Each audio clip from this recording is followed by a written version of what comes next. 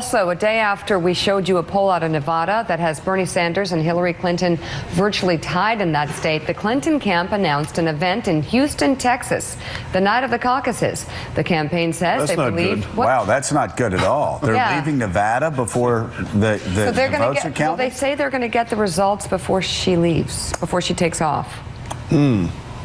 Wow.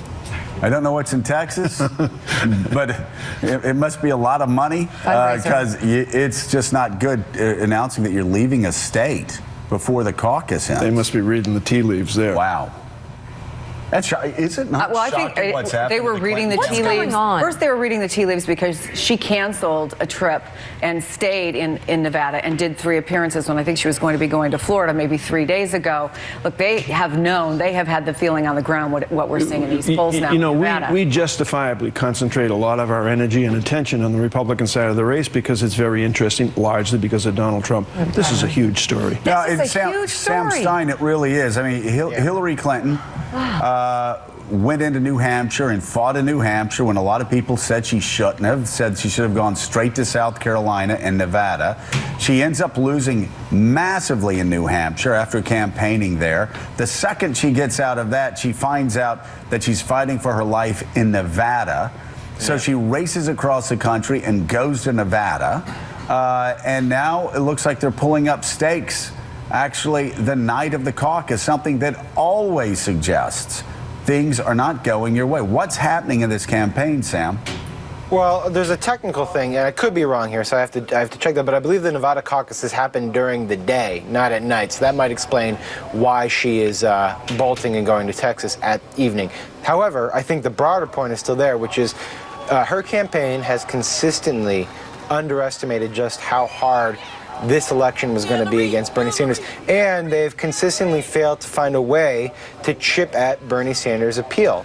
At first, they were attacking him from the left on certain issues, which made no sense because he's a self-described democratic socialist, so there's not much room to maneuver there.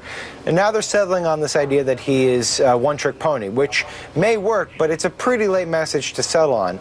But the biggest problem that they face is this, which is that she has to go to places like New York and Chicago on a routine basis to do these fundraisers because she needs money to keep going.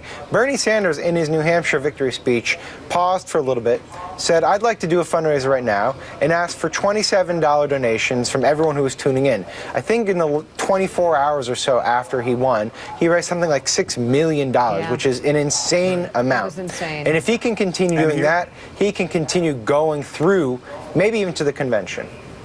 Yeah, and Bernie Sanders is a one-trick pony. All he does is overperform. Oh, yeah, and outraise Hillary Clinton. Secretariat was a one-trick pony, too. Yeah. Secretariat just won races.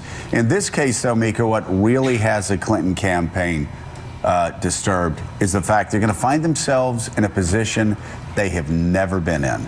They're going to be running against somebody that actually is going to have a lot more money than them as they get past. And the only way they could raise it would be to get off the trail and do a fundraiser, which, of course, has terrible optics. Yeah. And Bernie Sanders could really prey upon that as, look at her. And you can't afford the time off the trail. That's the other problem. Every time you go somewhere, you go to California, you go to New York to fundraise, that's time. They have such a massive operation. And you get hammered, and actually you feed, like when she went to the investment banker firm. Forget it. You just feed into your opponent's narrative about you, where your opponent is actually raising money on their cell phones. It reminds people to ask for those speeches.